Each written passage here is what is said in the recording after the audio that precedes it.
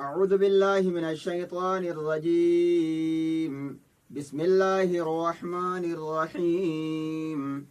الحمد لله رب العالمين الرحمن الرحيم مالك يوم الدين إياك نعبد وإياك نستعين اهدنا الصراط المستقيم صراط الذين أنعمت عليهم غير المغضوب عليهم ولا الضالين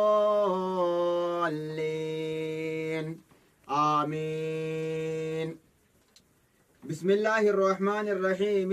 جلقبا يقلي مقا ربي قاري تهيتيني واني نو جلقبو داف ديمنو تفسير قرآناتي جتشودا دورا رتي قرآن جتشون مال جتشودا.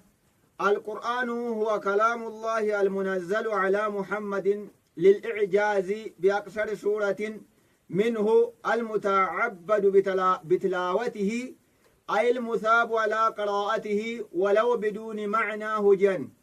قرآن قرؤون قرآن يجون كنا قرآن قرؤون ثوابك بجتودا وسمع معنى سايم بيني دقيفتشونس قرؤون ثوابك با مالي في harfii tokkitti irratti yookaan qubee tokkitti irratti sawaaba kudhan tunu galmaa jechuudha. Kanaaf quraana qara'uun sawaaba qaba akka kitaaba biraatii miti jechuudha. Wanni nu jalqabuu deemnu kitaaba tafsiira quraanaa jechuudha. Tafsiira quraanaa suuraa faatihaarraa jalqabuudhaaf deemna. Faatihaa bismillaadhaan maaliif jalqabnaa? wanni bismillah hin qabne barakaansaa muramaadha. Kanaaf bismillaadhaan jalqabnaa. Ammaasis gizee namni bismillaahi jedhe shayxaanni ni xiqqaati jan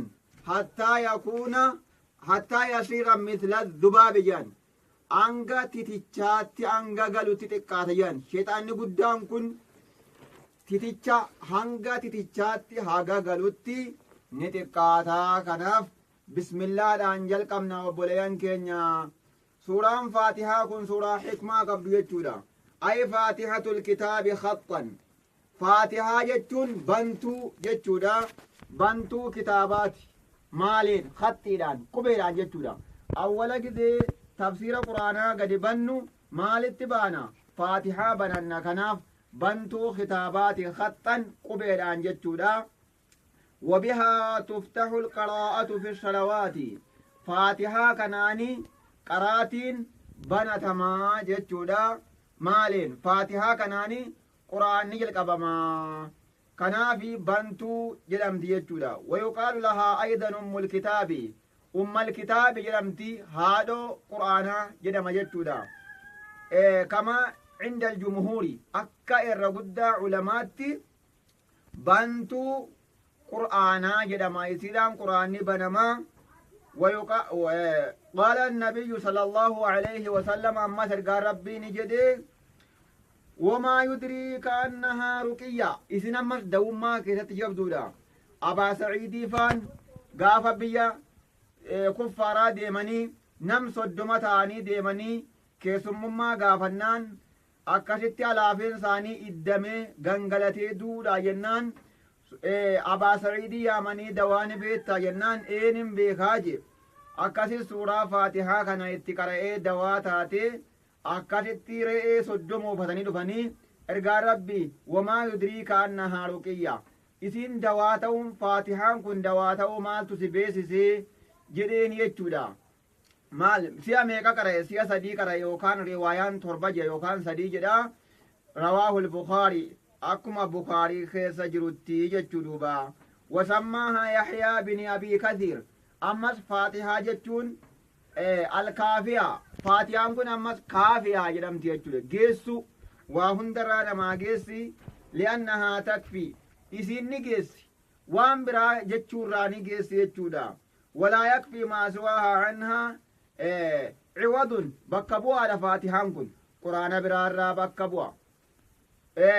عوض بكبوها من غيرها وليس من غيرها والنبرا يسيرا بكبو نندو أما فاتحان كن قرآن فاتحان كن قرآن faatihaan quraani jennee osoo bakka faatihaa qaraanu innaa acxaynaa faa qaraanee suuraa iklaasii qul huwa allaahu ahadii faa qaraane akkamii jechuu irratti hin ta'u jechuu duuba quraanuma ta'a irraa bakka buhuu hin danda'u kanaafuu faatihaan kuni bakka quraana irraa bakka buuti malee isii irraa suuraan biraa bakka bu'ee faatihaa bira dhaabbachuu hin danda'u kanaaf darajaan faatihaa guddaadha namni faatihaa hin qaraane salaanni isaaf hin jiru akkuma jedhan namni faatihaa dhiise taanaan hinumaahuu salaanni isaaf hin jiru kanaaf faatihaan dirqamaa jechuudha wayuqaalu ni jedhama sabi'atul masaani jedhama jechuudha torba deddeebitu faatihaan ayata meeqa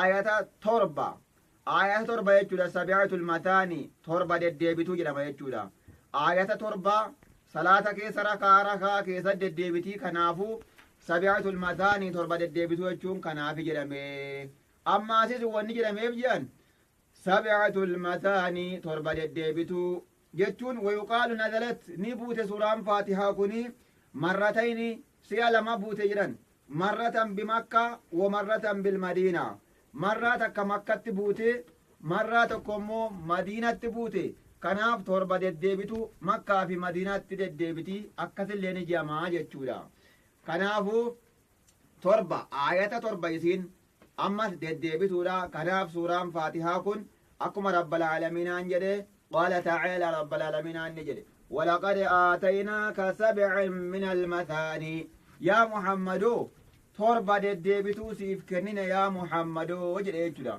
ayata torba kan deddeebitu salaata keessa rakaa'a keessa kan deddeebitu jechuudha yoo faatihaan keessa hafe salaanni isaaf hin jiru jechuudha kanaaf suuraan faatihaa akkas ture jechuudha ammas qur'aanni kun mucjizaadha lil'ijaazi dadhabsiisaaf rabbiin buuse mucjizaan guddaan qur'aana kalaama rabbiiti minhu bada'a wa ilayhi yacuudu rabbumarraa dhufe qur'aanni kun gara rabbii deebi'uu ta'a labziinis macanaanis hunduu rabbiirraa dhufe jechuudha obboleeyyan keenya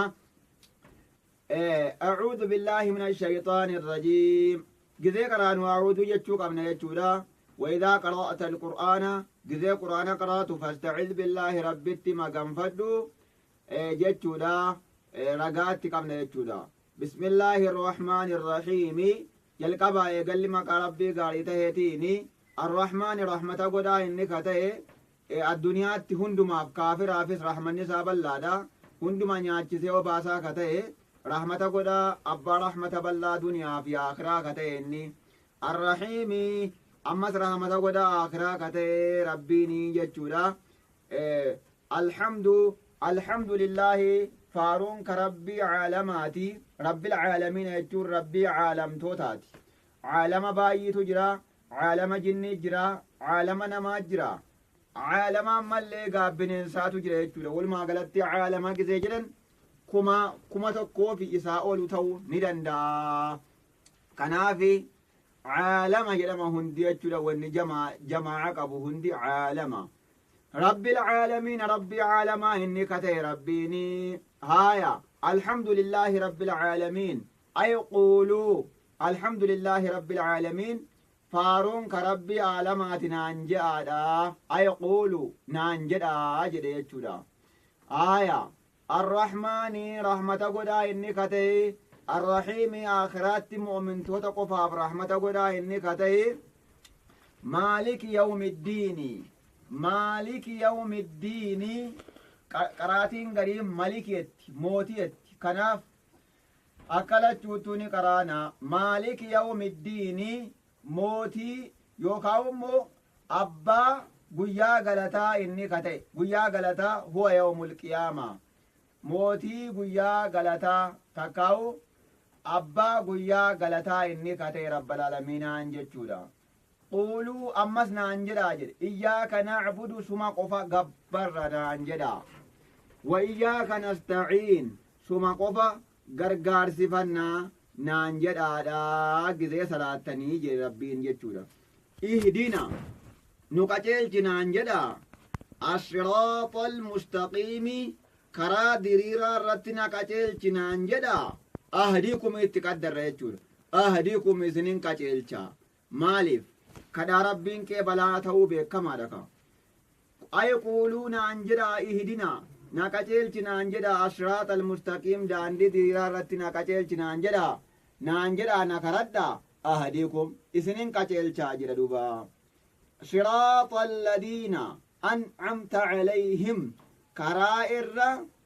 كرا ورّا إرتي تولا أولتي إني كتاي أنعمت يجون كان نيفتي تولا أولتي كتاي إرتي نكتيل كنان جدا أهديكم سنين كتيل شاهي نونجا يجودا غير المغضوب كرا ورّا إرد اللنتي يوكاومو irrat dalladamee inni kayin tayin irratti na qaceelchinaan jedha ahadikum isinin qaceelchaa eenyu jarri humul yahuudu isaa yahuudaadha bar غير المغضوب عليهم ور irrat dalladame yahuudaadha ولا الضالين كرا ور جلتي كرا رامقe kan hin tahin irratti na qaceelchinaan jedha ahadikum isinin qaceelchaa jedha jechuudha rabbal aalamiinaani eenyu jarri humun nasaaraa jarri nasaaraadha